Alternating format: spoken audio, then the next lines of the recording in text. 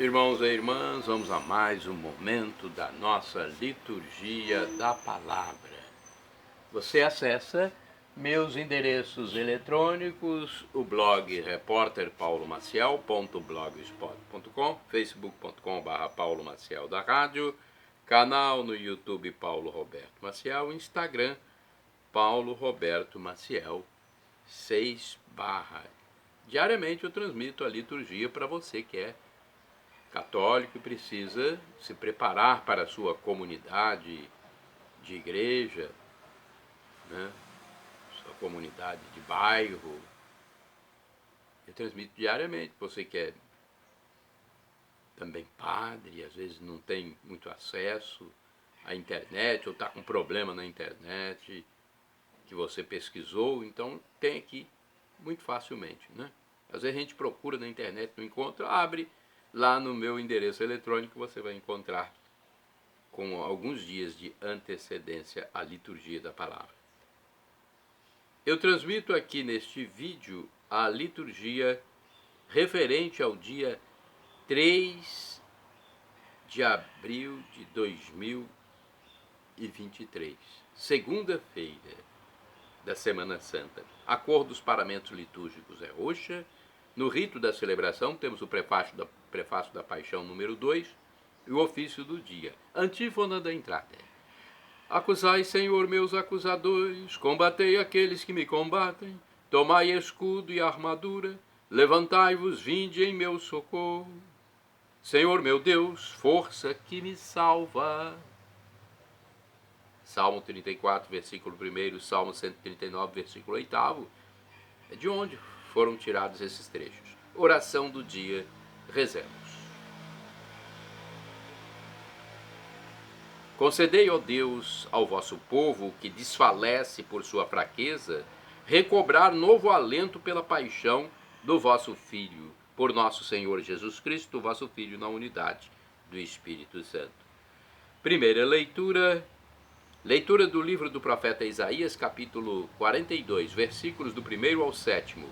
Eis o meu servo, eu o recebo, eis o meu eleito, nele se compraz minha alma. Pus meu espírito sobre ele, ele promoverá o julgamento das nações. Ele não clama nem levanta a voz, nem se faz ouvir pelas ruas, não quebra uma cana rachada, nem apaga um pavio que ainda fumega, mas promoverá o julgamento para obter a verdade. Não esmorecerá, nem se deixará abater, enquanto não estabelecer a justiça na terra. Os países distantes esperam seus ensinamentos.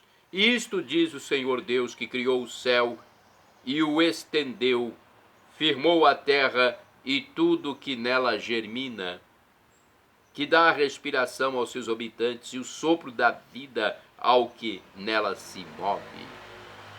Eu, Senhor, te chamei para a justiça e te tomei pela mão. Eu te formei e te constituí como centro de aliança do povo, luz das nações, para abrires os olhos dos cegos, tirar os cativos da prisão, livrar do cárcere os que vivem nas trevas. Palavra do Senhor, graças a Deus. Vamos ao Salmo responsorial, Salmo 27, versículos 1, 2, 3, 13 ao 14, refrão 1a. O Senhor é minha luz e salvação. Repitamos. O Senhor é minha luz e salvação. O Senhor é minha luz e salvação. De quem eu terei medo? O Senhor é a proteção da minha vida, perante quem eu tremerei? O Senhor é minha luz e salvação. Quando avançam os malvados contra mim, querendo devorar-me, são eles, inimigos e opressores, que tropeçam e sucumbem. O Senhor é minha luz e salvação. Se contra mim um exército se armar, não temerá meu coração. Se contra mim uma batalha estourar, mesmo assim confiarei. O Senhor é minha luz e salvação. Sei que a bondade do Senhor eu hei de ver na terra dos viventes. Espera no Senhor e tem coragem, espera no Senhor. O Senhor é minha luz e salvação. Repitamos. O Senhor é minha luz e salvação. Agora vamos aclamar o Evangelho de Jesus Cristo, escrito por São João, apóstolo, capítulo 12, versículos do 1º ao 11. Honra, glória, poder e louvor a Jesus, nosso Deus e Senhor. Honra, glória, poder e louvor a Jesus, nosso Deus e Senhor. Salve nosso Rei, somente vós tendes compaixão dos nossos erros. Somente vós tendes compaixão dos nossos erros. Ezequiel 33, versículo 11, de onde foi tirado esse trecho. Honra, glória, poder e louvor a Jesus, nosso Deus e Senhor. Honra, glória, poder e louvor a Jesus, nosso Deus e Senhor. O Senhor esteja convosco. Ele está no meio de nós. Proclamação do Evangelho de Jesus Cristo, segundo São João. Glória a vós, Senhor. Pelo sinal da Santa Cruz, livra-nos Deus, nosso Senhor, dos nossos inimigos. 6 dias antes da Páscoa, Jesus foi a Betânia, onde morava Lázaro, que ele havia ressuscitado dos mortos. Ali ofereceram a Jesus um jantar. Maria servia e Lázaro era um dos que estavam à mesa com ele. Maria, tomando quase meio litro de perfume de nardo puro e muito caro, ungiu os pés de Jesus e enxugou-os com os seus cabelos. A casa inteira ficou cheia de perfume do bálsamo. Então falou Judas Iscariotes, um de seus discípulos, aquele que o havia de entregar. Por que não se vendeu este perfume por 300 moedas de prata para dá-las aos pobres? Judas falou assim, não porque se preocupasse com os pobres, mas porque era ladrão. Ele tomava conta da bolsa comum e roubava o que se depositava nela. Jesus, porém, disse, deixa-a. Ela fez isto em vista do dia da minha sepultura. Pobres, sempre os tereis convosco, enquanto a mim nem sempre me tereis. Muitos judeus, tendo sabido que Jesus estava em Betânia, foram para lá não só por causa de Jesus, mas também para verem Lázaro, que Jesus ressuscitara dos mortos. Então os sumos sacerdotes decidiram matar também Lázaro, porque por causa dele muitos deixavam os judeus e acreditavam em Jesus. Palavra da salvação, glória a vós, Senhor. Vamos agora à liturgia comentada de Antônio Carlos Santini, que normalmente é o comentário, a reflexão do Evangelho, mas aqui ele faz uma reflexão sobre o texto de Isaías 42, versículos do 1º ao 7º. Vamos ver o que diz Santini, cujo e-mail é santini@novalianca.com.br. Eu te segurei pela mão. É o título do texto dele, de Antônio Carlos Santini. Quando criança que engatinhava, começava a andar, os pais a seguram pela mão, dando-lhe apoio e firmeza para os primeiros passos. O pequenino prontamente estende a mão, confiante, pois se sente amado e bem seguro. De um polo a outro, uma corrente de amor que estabelece vínculos definitivos. Esta passagem, especificamente de Isaías, o primeiro cântico do servo sofredor, pode ser lida como um refrão fiel da relação entre o pai e seu filho. É bem este o motivo do afeto e do prazer do pai que envia o bem-amado a anunciar seu amor aos homens. Declarações de amor da mesma natureza ouvem-se igualmente no batismo de Jesus e na transfiguração, conforme os escritos de Mateus, capítulo 3, versículo 17 e 17, versículos 1º ao 8º. Mas também podemos ver nessa passagem uma espécie de roteiro em 4 etapas de nossa experiência de Deus. Ele nos chama, nos segura pela mão, nos forma e nos designa para levar a luz aos povos. Desde o início, nota-se uma teologia da parte de Deus que nos orienta para uma linha de chegada. Tudo começa com um chamado, a vocação que pode ocorrer em qualquer fase da vida, mesmo na fase pré-natal, conforme Jeremias, capítulo 1, versículo 5. Nos primeiros tempos, verdadeira infância, nós somos guiados pela mão, passo a passo, carinhosamente educados, até que venha o tempo da maturidade interior. A seguir, passamos por um tempo de formação, quando Deus nos revela a verdade sobre si mesmo e sobre a humanidade que Ele ama. Uma vez formados, seremos enviados em missão, destinados a uma tarefa junto ao povo. Em nosso tempo, há muitos cegos que desejam ver prisioneiros, que anseiam pela liberdade, todo um mundo de trevas que espera pela luz. Nossa vocação brota exatamente das necessidades daqueles que sofrem e comovem o coração do Pai. É por eles que acolhemos a missão. Nesta passagem, o profeta olha para trás e percebe como seu caminho foi traçado por Deus. Sabe que sua história pessoal é indissociável da história de seu povo e da sua família. Também Jesus, no futuro, teria plena consciência de sua missão, mantendo-se fiel a essa vocação diante de todos os obstáculos, abraçando a cruz como quem acolhe plenamente a vontade do Pai.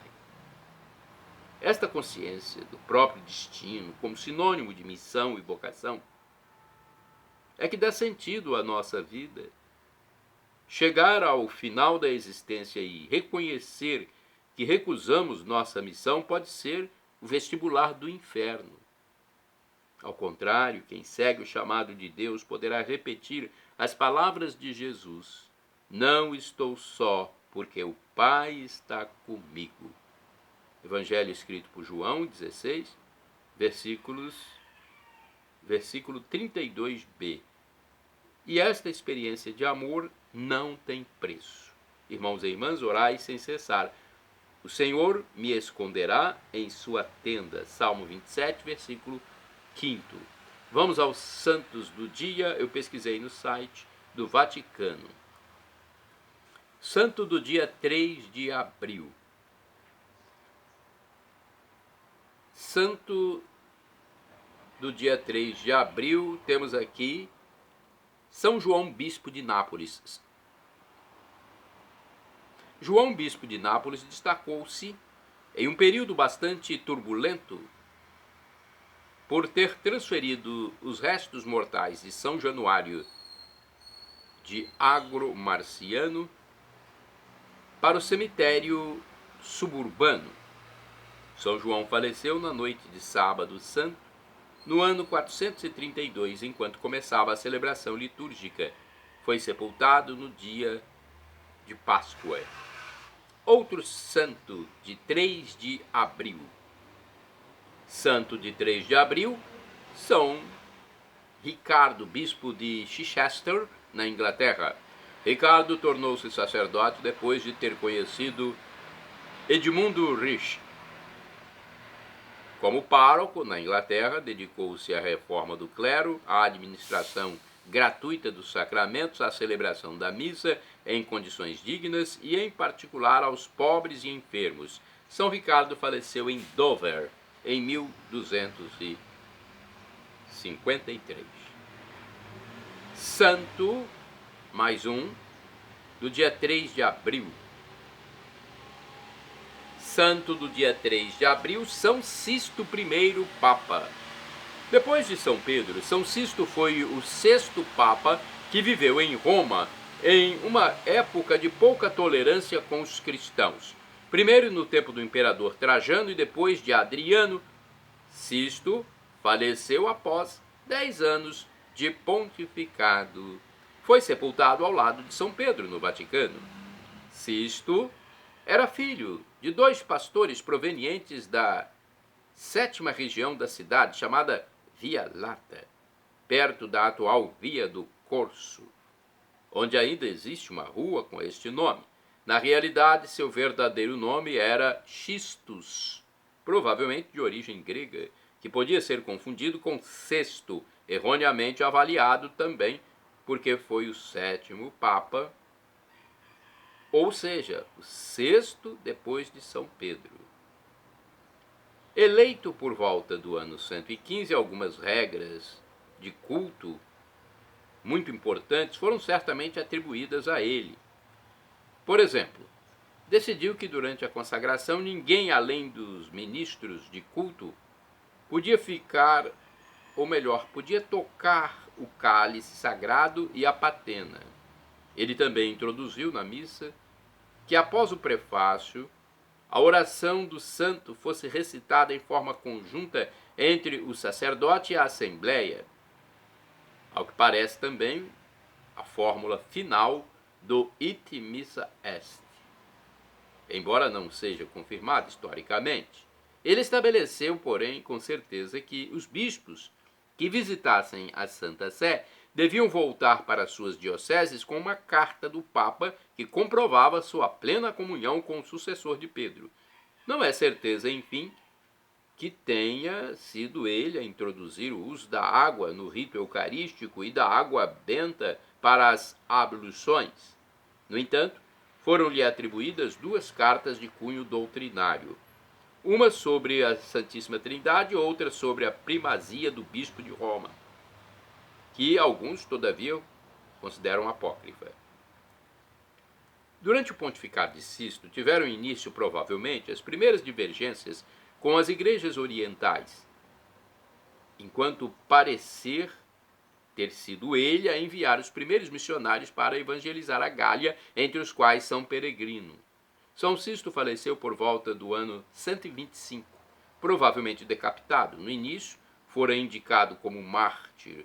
No entanto, uma vez que não se tinham detalhes sobre seu martírio, o calendário universal da Igreja não o inclui hoje entre os mártires. No começo, foi sepultado na necrópole vaticana.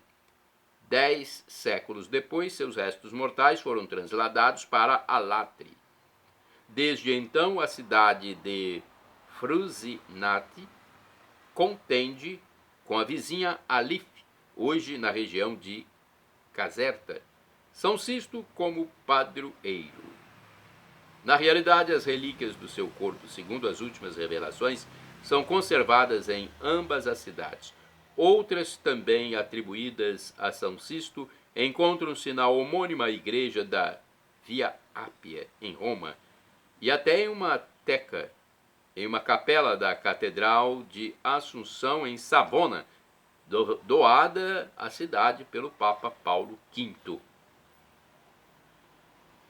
São Sisto, rogai por nós. Shalom Adonai é uma expressão hebraica que significa paz de Deus. É o que eu desejo para todos vocês.